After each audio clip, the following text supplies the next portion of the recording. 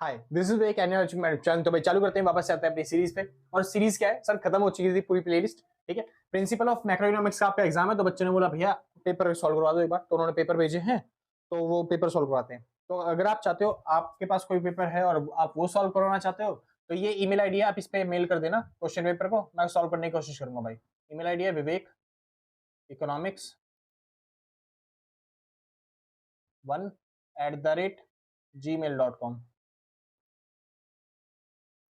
तो अगर आपके पास कोई क्वेश्चन पेपर हो, आप यहाँ पे मेल कर देना, देखेंगे भाई, अगर टाइम मिल जाएगा तो सॉल्व कर देंगे। ठीक है भाई, तो शुरू करते हैं क्वेश्चन पेपर एक।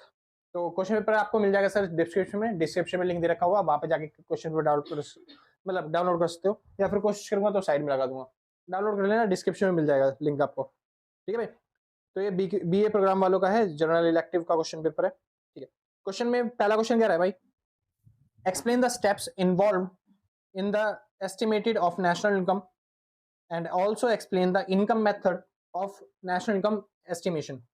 मतलब कि आपको वो बताने हैं स्टेप्स, पहला क्वेश्चन कर रहे हैं, कह रहे हैं आपको बताने हैं स्टेप्स कौन कौन से इन्वॉल्व होते हैं जब हम इनकम मेथड का यूज करते हैं, and also explain the income method of national income estimation. मतलब कि इनकम मेथड कैसे कैलकुलेट किया जाता है वो आपको बताना है। मतलब सीधी बात, पूरा ही इनकम मेथड एक्सप्लेन करने के लिए कह रहा है, तो कुछ नहीं सर, इनकम मेथड को एक्सप्लेन करना है। ठीक है, तो आपको बताना है पहले इनकम मेथड क्या, मतलब इनकम मतलब नेशनल इनकम क्या होती है, पहले तो सबसे पहले कि नेशनल इनकम क्या होती है, और उस तरीके से कैसे इनकम मेथड में, मतलब कैसे इनकम मेथड का यूज करके नेशनल इनकम निकालेंगे, कौन सी इनकम ली जाती है वही बता दोगे। फिर आप फैक्टर इनकम और ट्रांसफर इनकम का डिफरेंस उसी के अंदर, कि हमेशा नेशनल इनकम में जो होती है वो हमेशा फैक्टर इनकम को इंक्लूड करते हैं, कभी भी ट्रांसफर इनकम को नेशनल इनकम के अंदर इंक्लूड नहीं किया जाता। ठीक है सर, तो इस तरीके से कंसेप्ट बता दोगे, मतलब जो भी डिफरेंस होगा खत्म काम। अब उसके बाद इनकम मेथड बताना है आपको। अब इनकम मेथड जो पूरा बड़ा मेथड था पूरा एक्सप्लेन करना है। जैसे सबसे पहले क्या आता है, कंपनसेशन ऑफ एम्प्लॉइज, प्लस में क्या आता है ऑपरेटिंग सरप्लस, प्लस में क्या आता है मिक्स्ड इनकम। क्योंकि दुनिया में तीन तरह के लोग होते हैं ना कमाने वाले। पहला कौन होता है, इंप्लॉय, पहला कौन होता है इंप्लॉय, दूसरा इंप्लॉयर, बिजनेसमैन जिसे बोलते हैं। ठीक है भाई, और तीसरा सेल्फ एम्प्लॉयड, जो अपना बिजनेस खुद चलाता है। ठीक है भाई, तो इसे बोलते हैं सेल्फ एम्प्लॉयड। तो जो भी पैसा ये तीनों कमाते हैं वो सारा पैसा जोड़ना है। तो पहला क्या है, कंपनसेशन ऑफ एम्प्लॉइज, जो एम्प्लॉइज ने पैसा कमाया वो जोड़ना है। अब एम्प्लॉइज ने कौन कौन सा पैसा कमाया, चाहे वो इन कैश में हो, इसमें इन कैश, जैसे कि सैलरी हो गई या फिर वेजेस हो गए, ये सारा मैं करवा चुका हूँ सर पहले आपको। अगर आपने नहीं देखा तो डिस्क्रिप्शन में लिंक है, जाके फटाफट से देखिए, ये सब पूरा इनकम मेथड हो चुका है पहले से ऑलरेडी। ठीक है, इसके साथ साथ इन काइंड जो एक्स्ट्रा पैसे दे देते हैं, जैसे कि क्या बोलते हैं डियरेंस अलाउंस हो गया, हाउस रेंटल अलाउंस हो गया। ठीक है, इसके बाद ईपीएफ हो गया, ईपीएफ की सुविधा, तो ये सब चीजें, ईएसआई की सुविधा, ये सब चीजें भी नेशनल इनकम में इंक्लूड हो जाती हैं। उसके बाद ट्रिपल एस एम्प्लॉयर। ठीक है भाई, जब भी एम्प्लॉयर एक्स्ट्रा पेमेंट करता है किसी भी चीज के लिए। उसके बाद ऑपरेटिंग सरप्लस है, ऑपरेटिंग सरप्लस होता है जो बिजनेसमैन पैसे कमाते हैं, एम्प्लॉयर पैसे कमाते हैं, वो चार तरीकों से पैसे कमाते हैं, वो चारों जोड़ने हैं, जैसे कि रेंट, रॉयल्टी। ठीक है भाई, उसके बाद इंटरेस्ट, और लास्ट में प्रॉफिट। अच्छा, प्रॉफिट कई बार ना दिया हो तो वो कैसे निकलेगा सर, कॉर्पोरेट टैक्स, प्लस में कॉर्पोरेट सेविंग टैक्स, और प्लस में डिविडेंड करके। ठीक है, तो ये सब कंसेप्ट आप कर चुके हो। इसके अंदर कोई नहीं है सर, मिक्स्ड इनकम है ये। सेल्फ एम्प्लॉयड यानी हम जैसे लोग जो भी बिजनेसमैन नहीं कह सकते, जो भी सेल्फ एम्प्लॉयड है, ठेली ठेली वाले या फिर दुकानदार हो गए, कोई भी जो किसी और से काम नहीं करवाते, खुद का काम खुद ही करते हैं, उसे बोलते हैं सेल्फ एम्प्लॉयड। उसकी जितनी भी इनकम है वो जोड़नी है, बस ये फॉर्मूला लिख दिया आपने। अब जो इसका दूसरा स्टेप है, आपको इसके अंदर जितने भी कंपोनेंट्स हैं उनको एक्सप्लेन करना है बस खाली। जैसे रेंट क्या होता है, यहाँ पे लिख के डेफिनेशन लिख देना, रेंट क्या होता है और इसको क्यों जोड़ा जा रहा है वहां पे। रॉयल्टी क्या होता है, उसको क्यों जोड़ा जा रहा है। इंटरेस्ट क्या होता है, उसको क्यों जोड़ा जा रहा है। प्रॉफिट को क्यों जोड़ा जा रहा है। मतलब ये सब चीजें क्यों जोड़ी जा रही है नेशनल इनकम निकालने के टाइम पे, बस वो आपको एक्सप्लेन कर देना है, जिसको मैं पहले से ही अच्छे तरीके से समझा चुका हूँ। मैं फिर कह रहा हूँ, अगर आपने डिस्क्रिप्शन में प्लेलिस्ट दे रखी है पूरी पूरी, आपने तैयारी नहीं करी तो जाइए तैयारी करके आइए। ठीक है भाई, चलिए पहला क्वेश्चन हो गया भाई, 15 नंबर का था, आपको मिल गया आराम से 15 नंबर। दूसरा भाई, दूसरा क्वेश्चन थोड़ा सा न्यूमेरिकल्स में। ठीक है, तो क्या है, कैलकुलेट प्राइवेट सेविंग। आपको क्या निकालनी है, private saving from the following. इससे बाकी डिटेल आपको दे रखी है, उससे प्राइवेट सेविंग निकालनी है। तो पहले क्या है, अच्छा पहले कह रहा है income from domestic product acquiring to private sector, चलते 4,500 प्राइवेट सेक्टर ने इनकम कमाई है। ठीक है, और सेविंग ऑफ नॉन डिपार्टमेंटल, इसका तो कोई काम ही नहीं है। एनएफआई दे रखा है भाई, -50, डायरेक्ट टैक्सेस दे रखे हैं आपके 150 के, फाइनल कंजम्पशन एक्सपेंडिचर दे रखा है 2000 का। ठीक है भाई, इसके अलावा आपको क्या दे रखा है, इसके अलावा दे रखा है आपको current transfer from America, American government से कितना पैसा आपको मिला वो मिल दे रखा है, ट्रांसफर इनकम। ठीक है, और उसके बाद वेजेस एंड सैलरी दे रखी है, इसका भी कोई काम नहीं है। बाकी जो चीजों का काम है उसको इंक्लूड करके आपको क्या निकालना है, प्राइवेट सेविंग। तो सर प्राइवेट सेविंग निकालनी है, पहले करवा रखा है आपको पहले से। ठीक है, प्राइवेट सेविंग निकालने से पहले आपको क्या निकालना पड़ेगा, डिस्पोजेबल इनकम। अब डिस्पोजेबल इनकम कैसे निकालते हैं वो समझते हैं सर एक बार, है ना। ठीक, डिस्पोजेबल इनकम कैसे निकलती है सर? डिस्पोजेबल इनकम, तो इस मेथड में डिस्पोजेबल इनकम आपको निकालने के लिए सबसे पहले आपको डोमेस्टिक इनकम निकालना पड़ेगा, उसके साथ साथ आपको क्या जोड़ना पड़ेगा सर? एनएफआई जोड़ोगे।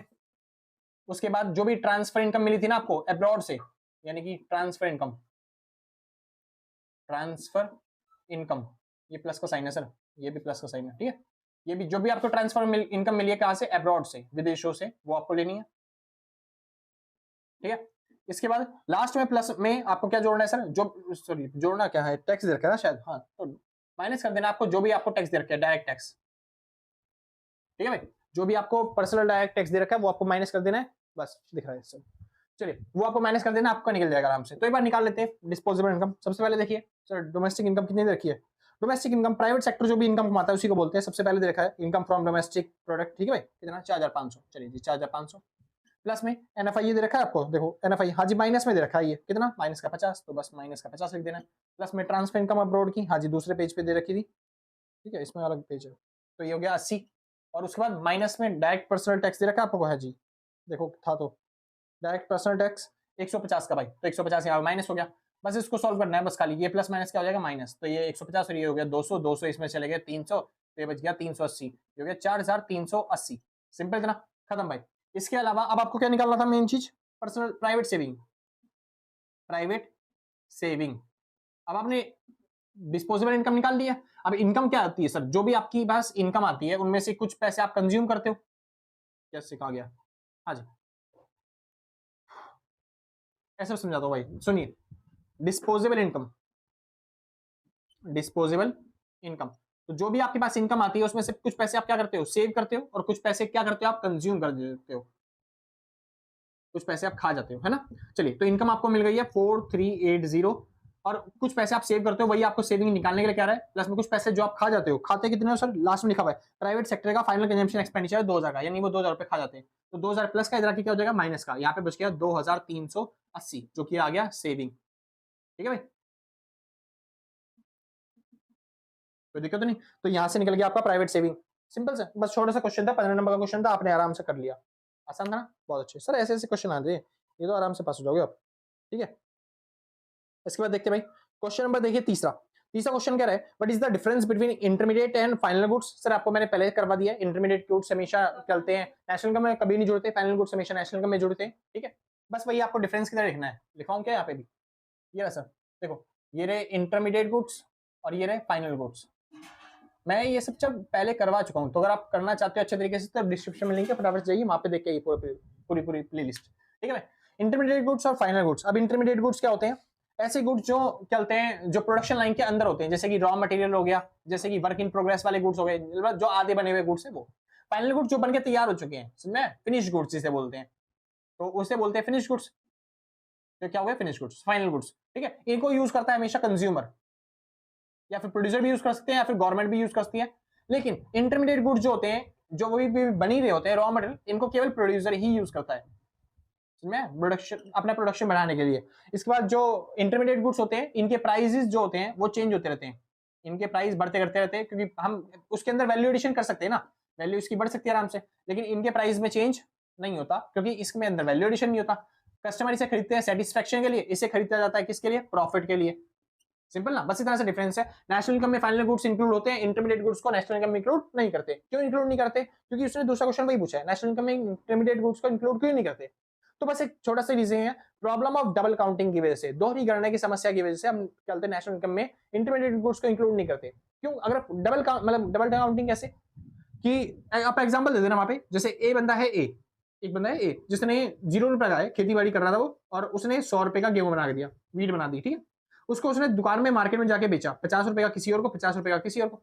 अब उस अगले बंदे ने उस 50 रुपए का सामान को 100 रुपए में बेच दिया बना के, और इसने 200 रुपए में बेच दिया। तो देखो अब देश की नेशनल इनकम कितनी होगी? 100 रुपए तो इसने कमाए, ए ने।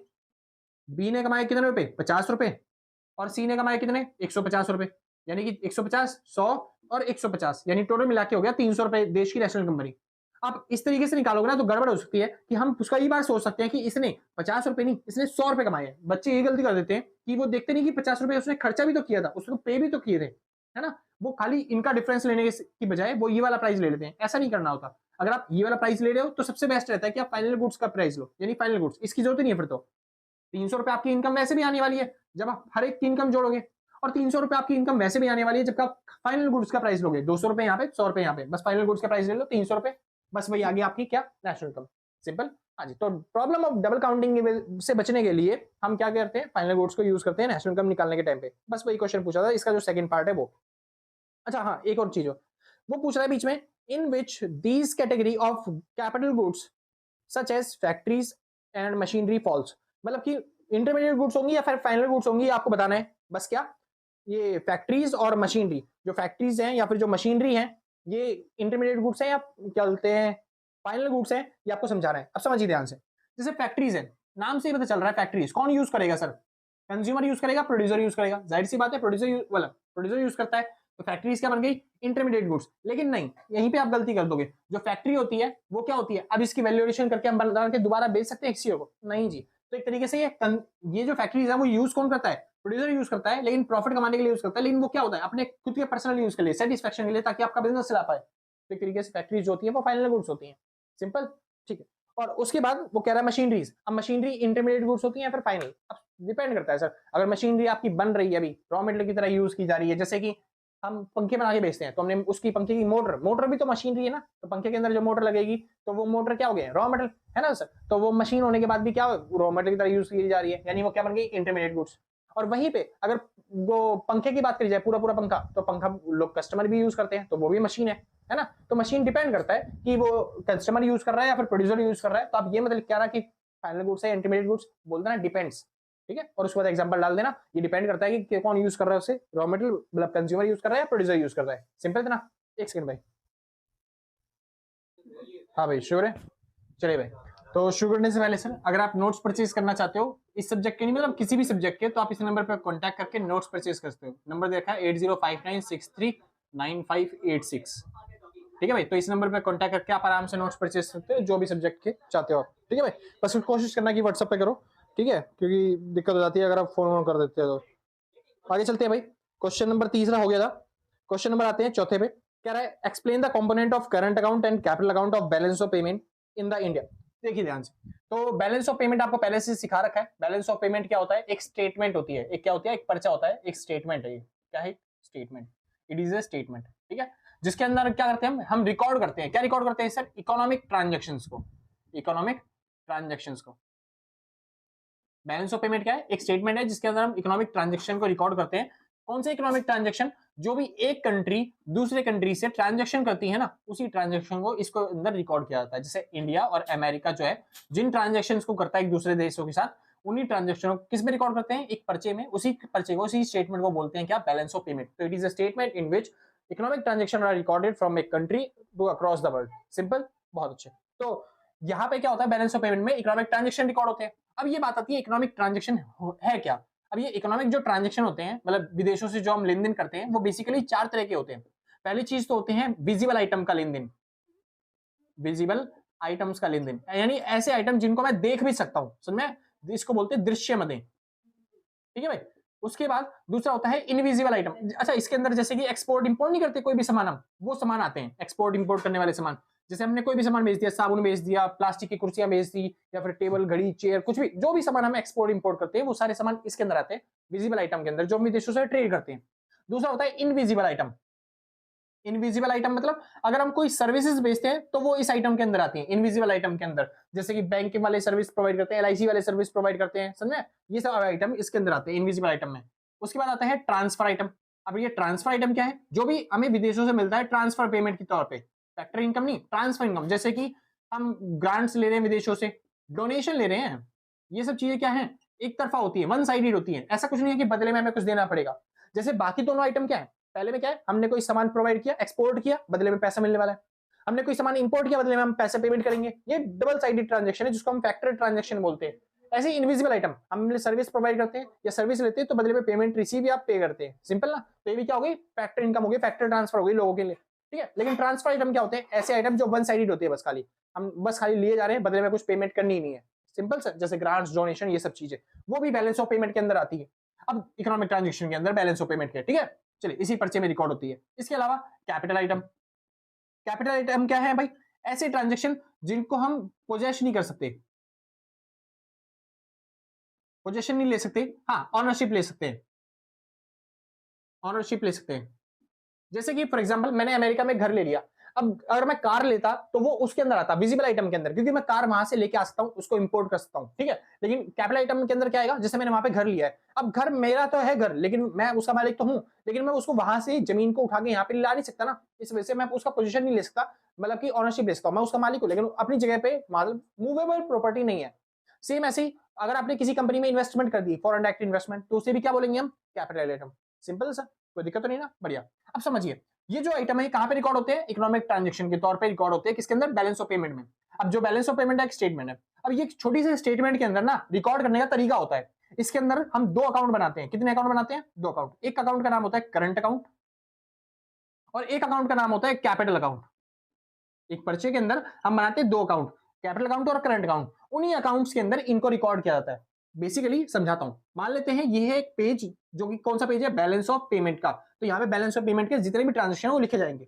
अब लिखने कैसे हैं वो डिपेंड करता है अकाउंट्स पे। हम बनाएंगे अकाउंट्स, किसका अकाउंट? एक तो करंट अकाउंट और दूसरा हम बनाएंगे कैपिटल अकाउंट। इन अकाउंट्स के अंदर जो होते हैं ये ट्रांजेक्शन रिकॉर्ड किए जाते हैं। सिंपल, मान लेना एक करंट अकाउंट है, ठीक है, ऊपर वाला कैपिटल अकाउंट है। इन अकाउंट्स के अंदर ये जो ट्रांजेक्शन है रिकॉर्ड किए जाते हैं। अब कौन सा ट्रांजेक्शन कौन से अकाउंट के अंदर आएगा वो याद करना पड़ेगा। जैसे कि विजिबल आइटम याद रख लेना, हमेशा करंट अकाउंट के अंदर आता है। इनविजिबल आइटम करंट अकाउंट के अंदर आता है। ट्रांसफर आइटम भी करंट अकाउंट के अंदर है। केवल और केवल कौन सा आइटम? कैपिटल आइटम आते हैं कैपिटल अकाउंट के अंदर। इतना याद रह जाएगा, पक्की बात? हाँ जी। अब क्वेश्चन पे चलते हैं सर। क्वेश्चन वाला कह रहा है explain the components of current account and capital account. Current account और कैपिटल अकाउंट के आपको कंपोनेंट बताने हैं। तो जब भी आपको कंपोनेंट बोले तो आपको बताना है करंट अकाउंट के कंपोनेंट कौन कौन से हैं। देखो, सबसे पहले करंट अकाउंट की डेफिनेशन दे देना, बैलेंस ऑफ पेमेंट की डेफिनेशन दे देना जो आपको समझाइए इस तरीके से, इकोनॉमिक ट्रांजैक्शन बता देना क्या क्या होते हैं, ठीक है। उसके बाद चालू करना करंट अकाउंट के मैं क्या बता रहा हूँ? कंपोनेंट्स। तो यहाँ पे हो गए कंपोनेंट्स, ठीक है। अब कंपोनेंट्स क्या क्या है करंट अकाउंट के? करंट अकाउंट के कंपोनेंट्स, सर करंट अकाउंट में क्या क्या चीज आती है? यही तीनों चीजें ना, बस यही तीनों चीजें आपको लिखनी है यहाँ पे, पहला, दूसरा और तीसरा, और इन्हीं को एक्सप्लेन करना है अच्छी तरीके से, यही नंबर दिलवाएंगे आपको। तो करंट अकाउंट का जो पहला कंपोनेंट है वो क्या है? Visible item. तो आपको बताना है विजिबल आइटम होता क्या है। विजिबल आइटम वो सारे ट्रांजेक्शन जो हम देख सकते हैं, फीस कर सकते हैं, छू सकते हैं, ठीक है, और हम विदेशों से एक्सपोर्ट इंपोर्ट करते हैं, उसी को क्या बोलते हैं? Visible item. सिंपल ना। अब विजिबल आइटम जो होता है ना अलग तरीके से रिकॉर्ड भी किया जाता है बैलेंस ऑफ ट्रेड में। यहाँ पे रिकॉर्ड किया जाता है बैलेंस ऑफ ट्रेड में, जिसके अंदर एक्सपोर्ट माइनस में इंपोर्ट करके निकाला जाता है इसको, ठीक है सर। वो सब बात की बात है, आपने चैप्टर में पढ़ लिया होगा। आगे चलते हैं सर।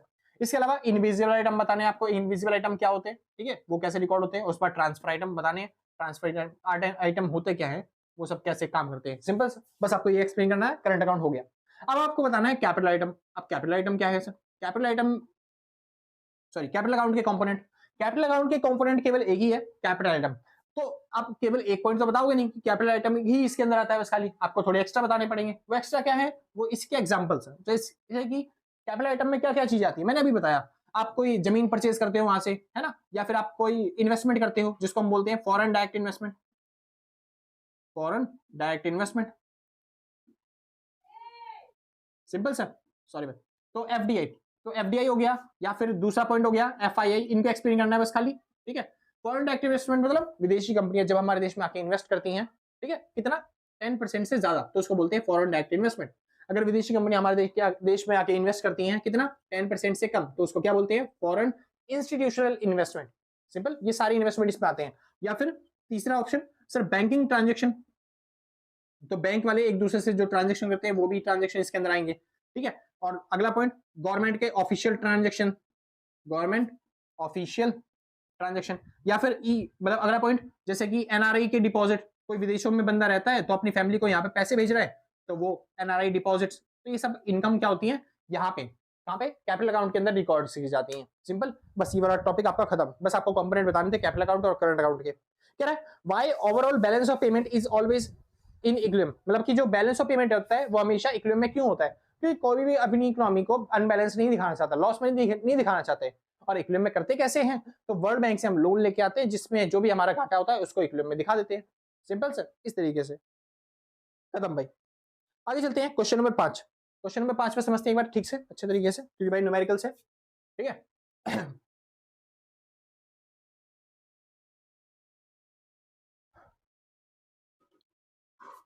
रिकॉर्ड हो भी रहा है, नहीं हो रहा? हो रहा भाई रिकॉर्ड, चलो आ रही होगी। हाँ भाई शुरू करते हैं। तो भाई पांचवा क्वेश्चन कह रहा है कुछ इन्फॉर्मेशन आपको दे रखी है, जैसे कि आपको दे रखा है सी इक्विलिब्रियम लेवल की क्या नेशनल इनकम निकालनी है। और मैंने बताया था जब भी आपके पास नेशनल इनकम का फॉर्मूला आए, क्वेश्चन आए, तो सबसे पहले आपको फॉर्मूला लगाना है एडी बराबर में ए एस, क्योंकि डिमांड और सप्लाई नेशनल इक्विलिब्रियम पे क्या होती है, बराबर होती है। अब एडी का फॉर्मूला क्या होगा, देखो एडी है एग्रीगेट डिमांड, एग्रीगेट डिमांड का फॉर्मूला क्या बनेगा सर, कंजम्पशन प्लस में, अच्छा देखो यहाँ पे क्या है गवर्नमेंट भी है, तो यहाँ पे 3 सेक्टर इकोनॉमी का फॉर्मूला लगाना है एडी वाला, प्लस आई प्लस में जी, में यहाँ पे क्या लिखेंगे हम ए एस, सिंपल ना इतना, ठीक। आगे चलते हैं सर, ए एस आपको पता है किसके बराबर होता है, हाँ जी पता है हमें, ए एस किसके बराबर होता है, वाई के, तो इसकी जगह हम क्या लिख देंगे बस हटा के वाई, सिंपल, ठीक है। अब कंजम्पशन कितना है, देखिए ध्यान से, कंजम्पशन का है ये कंजम्पशन, ये दे रखा आपको कितना 50 जमा में 0.8 वाई डी, सिंपल इतना, ठीक है। आई मतलब इन्वेस्टमेंट जो कि कितना है 70, और गवर्नमेंट एक्सपेंडिचर कितना है दे रखा है आपको 200, बराबर में आपको दे रखा है इनकम, ठीक है। अब ये जो वाई डी है, थोड़ा सा वाई डी को एक्सप्लेन करते हैं। तो वाई डी क्या होता है, तो वाई डी होता है मतलब 0.8 हो गया वाई डी। अब ये जो वाई डी होता है, वाई डी मतलब होता है डिस्ट्रीब्यूशन, मतलब डिस्ट्रीब्यूटेबल इनकम, यानी कि ऐसी इनकम जो डिस्पोज मतलब कि डिस्ट्रीब्यूट कर सकते हैं, या फिर लोगों की एक्चुअल इनकम होती है उसको बोलते हैं।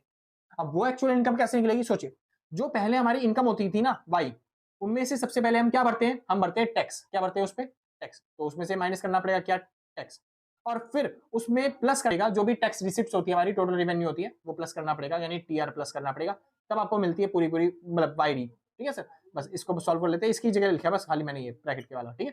तो प्लस में 70 हो गया, बराबर में वाई हो गया, इसको लेते हैं एक बार, तो 270 और ये 50, ये हो गया टोटल आपका 320, तो 320 यहाँ पे टीआर की जगह वैल्यू पुट कर देते हैं सर, कितनी, टीआर की वैल्यू है 100, ठीक है। तो ये हो गया। अच्छा टैक्स कैसे निकलता है सर, टैक्स टैक्स कैसे निकलता है, इनकम पे ही टैक्स लगता है ना, तो जो भी आपकी वो टैक्स दे रखा है उसने 0.20, तो किस पे लगेगा, वो इनकम पे लगेगा, तो टैक्स को ऐसे लिखेंगे 0.20 वाई, ठीक है। तो अंदर ले जाते हैं इसको, तो हो गया कितना, प्लस में 0.8 वाई, और अंदर जाके माइनस में हो गया 0.2 वाई, ठीक है सर। एक सेकंड, कुछ गड़बड़ तो नहीं हो रही, कुछ गड़बड़ तो नहीं हो रही, नहीं ठीक है सही, या सच में देखते हैं, ट्राई करते हैं एक बार फिलहाल। तो ये हो गया टीआर, टीआर कितना है आपके पास 100, और यहाँ पे कितना हो गया ये सब चीजें, अच्छा ये जोड़ दिया ना, बराबर में वाई, ठीक है। तो 100 और इस जोड़ गया इसके साथ, ये हो गया 420 बराबर जमा में 0.6 वाई, ठीक है, बराबर में वाई। अब वाई यहाँ पे क्या हो रहा है, एक सेकंड, मेरे को लग रहा है कुछ गड़बड़ हो सकती है, एक सेकंड भाई, हाँ भाई शुक्र है, मेरे को लग ही रहा था भाई एक गलती कर रखी है, वो हो ही गई है गलती। मैंने बताया था टैक्स होगी कितना लिखना 0.2, तो बस इसको यहाँ पे देखो, अब बताता हूँ क्या गलती है, तो यहाँ पे 0.2 वाई, ठीक है। अब जब इसको इससे मल्टीप्लाई करोगे ना, तो फिर ये 0.2 नहीं रहेगा, ये हो गया 6 दूनी 12 मतलब 8 दूनी 16, तो यहाँ पे आ जाएगा 16, ठीक है, तो हो गया 0.16, हो गया 0.1, ठीक है। इसके बाद ये गलती थी भाई, और 08 आएगा 100 के साथ, तो यहाँ पे बन कितना 84, है ना, ठीक, 84 नहीं है, सॉरी 80, ठीक है, हाँ ये गलती होती है, वापस चलते हैं, ठीक है, सुनना आगे चलते हैं भाई। तो 320 और 80 कितना हो गया, ये हो गया 400 जमा में 80 में से 16 जब चले जाएंगे तो कितना बचेगा भाई, 80 में से 10 गए 70, 70 में से 6 और चले गए तो बच गया 64, तो 0.64, और ये बच गया कितना वाई, बराबर में यहाँ पे बच गया वाई। अब इसको यहाँ पे प्लस का ही जाके क्या हो जाएगा माइनस का, तो बस 400 बराबर में वाई माइनस में 0.64 वाई आ गया, तो 100 वाई में से 64 अगर जाएंगे तो बचेंगे, ये बचेंगे 36, तो ये हो गया 36 मतलब 36 वाई बराबर में 400। अच्छा ये एक चीज और बता दूं, ये जो होता है ना 0.36 ये क्या होता है, ये होता है एमपीसी, सॉरी एमपीएस, क्या होता है एमपीएस, 0.36 क्या है एमपीएस, क्योंकि देखो ये कंजम्पशन का फॉर्मूला है, कंजम्पशन पता है क्या एमएस सॉरी एमपीसी, ये जो है एमपीसी 0. क्या हो गया एमपीसी, और वहां पे ये 0.36 क्या हो गया, अब दोनों ये एमपीसी नहीं है क्या, वाई डी है, यहाँ वाई डी है, तो एक्चुअल में अगर एमपीसी देखा जाए तो एमपीसी कितना होगा, ये वाली वैल्यू होगी भाई एमपी, ठीक है, और ये है आपके पास एमपीएस, ठीक है। अगर आपने पहले वाले न्यूमेरिकल करे तो आपको अच्छी तरीके से समझ में आ जाएगा, अगर आपने पहले न्यूमेरिकल नहीं करे तो सर डिस्क्रिप्शन में जाइए, फिर से वापस से देख के आइए, ठीक है। तो फिर कह रहा हूँ बार बार, क्योंकि है वो पहले अपना कंप्यूटर कोर्स, ठीक है। इसको इधर लाके डिवाइड करना है, तो y इक्वल टू 400 बटे में 0.36, और इसको आप डिवाइड करोगे तो फिर कितना आ जाएगा भाई, ये बात कर लेते हैं, तो 400 को डिवाइड करना है, तो 400 डिवाइड बाई 0.36, तो क्या भाई 1111.11 मतलब 1111.11 बार, ठीक है भाई। चलिए ये आ गई क्या, इनकम, मतलब नेशनल इनकम एक तरीके से इक्विलिब्रियम लेवल पे जो भी आपकी इनकम बनेगी ना, वो आपकी इनकम आपके पास मिल गई, ठीक है सर। अब दूसरे लेवल पे हमें निकालना क्या था, और दूसरी चीज कह रहा है मल्टीप्लायर भी निकालना है इसी टॉपिक के अंदर, तो इसके अंदर आप मल्टीप्लायर निकालिए एक बार। क्या निकालना है, मल्टीप्लायर। अब मल्टीप्लायर मतलब क्या होता है सर, मल्टीप्लायर मतलब होता है के, और के का फॉर्मूला होता है सर 3 डेल्टा वाई अपॉन में डेल्टा आई, ठीक है। दूसरा फॉर्मूला होता है आपका, दूसरा कौन सा होता है, दूसरा फॉर्मूला होता है 1 अपॉन में एमपीएस, और तीसरा फॉर्मूला होता है आपको 1 अपॉन में 1 माइनस में एमपीसी। तो एमपीएस आपको पता ही पहले से, बस निकाल दो। तो 1 अपॉन में 0.36, तो जैसे ही आप कैलकुलेट करोगे, यानी कि 1 डिवाइड बाय 0.36, तो आपका आंसर आ जाएगा भाई 2.8 अप्रोक्सीमेटली, ठीक है। 2.7777 आ रहा है, तो मैंने 2.8 लिख दिया, सिंपल सा। तो आपने निकाल लिया मल्टीप्लायर, तो पहला ऑप्शन आपका खत्म हो गया। इसके बाद क्या रहे, कैलकुलेट बजट सरप्लस। अब आपको क्या निकालना है, बजट सरप्लस निकालना है। अब बजट सरप्लस कैसे निकलेगा सर, समझ से।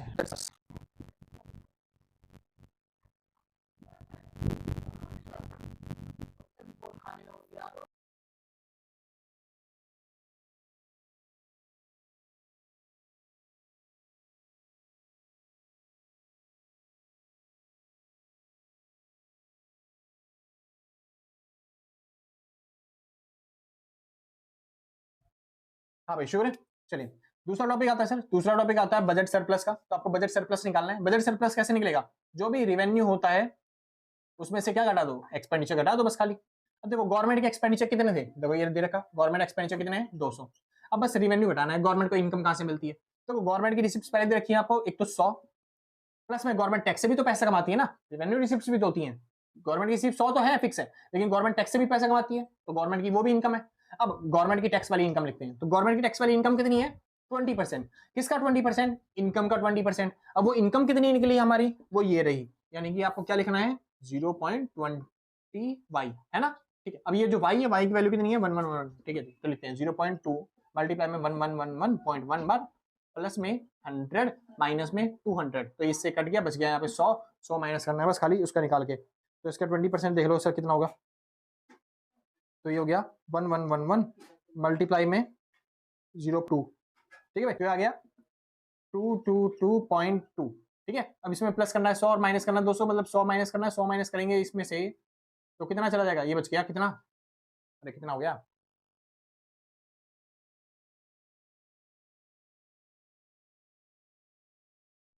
शुक्र है। आपका दूसरा आप चालू करते हैं तीसरा क्वेश्चन।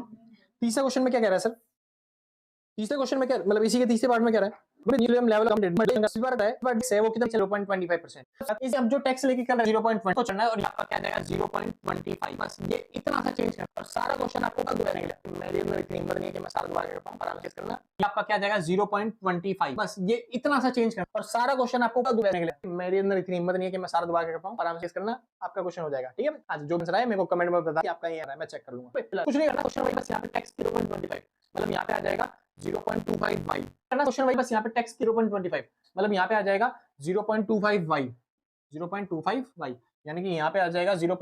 कहाँ गया, इधर 0.25 वाई, यहाँ पे आ जाएगा 0.25 वाई को जब 8 से मल्टीप्लाई करो तो जो भी आपका आंसर आएगा वो यहाँ पे लिख देना, इस हिसाब से सॉल्व करना है, ठीक है भाई। चलिए आराम से कर लोगे अब सेम ऐसी दूसरी बार भी। चौथा क्वेश्चन कह रहा है दोबारा से बजट सरप्लस निकालना है 0.25 के हिसाब से टैक्स चल रहा हो, ठीक है भाई, आगे चलते हैं। अच्छा इसका बी पार्ट भी है, क्या रहा है इसका B part, what are the uses of private saving, private saving के क्या यूज होते हैं, आप आराम से लिखोगे, थ्योरी वाला क्वेश्चन है, ठीक है भाई। पांचवा क्वेश्चन हो गया, आते हैं भाई छठे क्वेश्चन पे।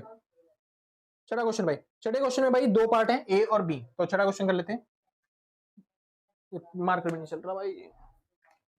हाँ जी, छठे क्वेश्चन में बस दो पार्ट हैं ए और बी, आपको दोनों सॉल्व करने हैं ए और बी के हिसाब से, ठीक है। पहला क्वेश्चन कह रहा है how to create credit create in multiple banking system, explain. Credit creation कैसे होता है बस वो आपको समझाना है, ठीक है भाई। मनी और बैंकिंग चैप्टर में मैंने अच्छी तरीके से समझाया आपको क्रेडिट क्रिएशन, मतलब जो थ्योरी वाला लास्ट चैप्टर है ना मनी एंड बैंकिंग के नाम से मैंने वहां पे दे रखा है, ठीक है भाई। चलिए मनी मैंने कैसे समझाया था सर, क्रेडिट क्रिएशन जब भी आए तो आपको बताना है सबसे पहले कमर्शियल बैंक्स क्या होते हैं, उसके बाद उसके एग्जांपल डाल देना, उसके बाद उनके फंक्शन डाल देना, उसके बाद समझाना क्रेडिट क्रिएशन क्या होता है, क्रेडिट क्रिएशन, ठीक है सर। अच्छा क्रेडिट क्रिएशन पूरी प्रोसेस टेबल बना के भाई, मतलब यहाँ पे आएगा इनिशियल डिपॉजिट्स, यहाँ पे आएगा एलआरआर, सॉरी भाई अगर पीछे से आवाज आ रही है नॉइस आ रही है, ठीक है भाई, और उसके बाद यहाँ पे आ जाएगा लोन, ठीक है। आगे चलते हैं, तो इसके अलावा अच्छा इसका दूसरा ऑप्शन भी देख लेते हैं, तो फ्रेश डिपॉजिट ऑफ 10,000, आपके यहाँ पे फ्रेश डिपॉजिट है कितना 10,000, ठीक है। अच्छा, और उसके बाद क्या है, and the legal reserve ratio is 0.5, यानी कि 0.5 है लीगल रिजर्व रेशियो, मतलब वही 5%, नहीं 50% भाई, 50%, ठीक है। हाँ 50% है ना, हाँ 50% ठीक है। कह रहा है क्या बोलते हैं, how much will be total deposit creation bank है, मतलब बैंकों के पास टोटल डिपॉजिट क्रिएशन कितना होगा वो समझाना है। बस सिंपल सर, आपको बनाना है। तो 10,000 का 50% यानी 5,000 वो अपने पास रखेंगे और 5,000 क्या होंगे, लोन देंगे। फिर वो जो लोन दिया फिर दोबारा से घूम के किसके पास आएगा, बैंकों के पास आ जाएगा। फिर दोबारा से वो अपने पास कितना रखेंगे भाई, अपने रखेंगे इसका आधा, यानी कि 2,500 अपने पास रखेंगे और क्या बोलते हैं 2,500 फिर दोबारा से क्या देंगे, लोन देंगे। और फिर दोबारा से वो 2,500 क्या हो जाएगा, इनके पास दोबारा से घूम के आ जाएगा। और इसी तरीके से पूरी प्रोसेस चलती रहेगी। बस मैंने बताया था लास्ट में आपको टोटल करना है। टोटल कैसे करेंगे, के का फॉर्मुला लगा के, के का फॉर्मुला क्या होता है 1 में LRR, और 1 में LRR मतलब 1 में 0.5, 5 हटेगा यहाँ पे 10 आ जाएगा, इससे कट गया 2, तो इसका टोटल कितना लिखेंगे यहाँ पे 10 का दुगुना 20,000, तो यहाँ पे आएगा टोटल 20,000, इसका दुगुना ये हो गया 10,000, इसका दुगुना हो गया 10,000, ठीक है। टोटल क्रिएशन कितना हो गया बी, मतलब 20,000। तो ये हो गया दूसरे वाले ऑप्शन का आंसर जो कि 20,000 है। और इस टेबल को बना के समझाना है। अब पहले वाले में अलग टेबल बनाओ, दूसरे वाले में अलग टेबल बनाओ तो ज्यादा कॉम्प्लिकेटेड हो जाएगा। दोनों के लिए मैंने सेम टेबल बना दी, सिंपल से आप आराम से कर दोगे। 6 क्वेश्चन बहुत इजी है, ठीक है। मनी और बैंकिंग चैप्टर अगर आपने ठीक से पढ़ा है तो अच्छे तरीके से आ जाएगा। 7वां क्वेश्चन सर, आखिरी क्वेश्चन कह रहा है right short notes on any two, मतलब इन दोनों पे आपको शॉर्ट नोट्स लिखने हैं, आपको गूगल पे मिल जाएंगे, कहीं भी मिल जाएगी, छोटा सा बना के लिखना है। बस खाली 5 नंबर के क्वेश्चन एक तरीके से 5 नंबर के, ठीक है। कह रहा है 2 पे लिखना है किसी पे भी। कह रहा है foreign trade multiplier, foreign trade multiplier क्या होता है वो बताना है, क्वांटिटेटिव थ्योरी ऑफ मनी बतानी है, speculation demand of money for money बतानी है। मतलब छोटे छोटे टॉपिक है, गूगल पे ऐसे डाल दोगे ना सर्च करके आपको मिल जाएगा, ठीक है। हाँ जी, तो आज के लिए बस नहीं, मिलते हैं कल सेम टाइम सेम जगह अगले दिन। अगर वीडियो अच्छी लगी हो तो लाइक से सब्सक्राइब करके पहले से जाना, ठीक है। और आपने पहले से कर रखा है